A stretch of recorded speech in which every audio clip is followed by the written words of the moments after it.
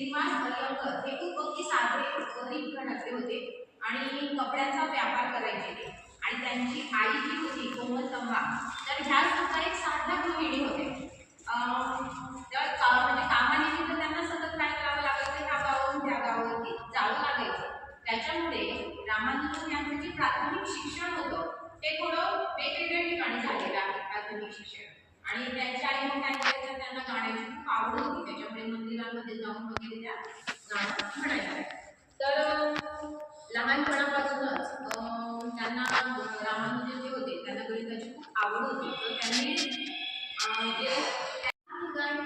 पटकन प्रमेय सोडवतो.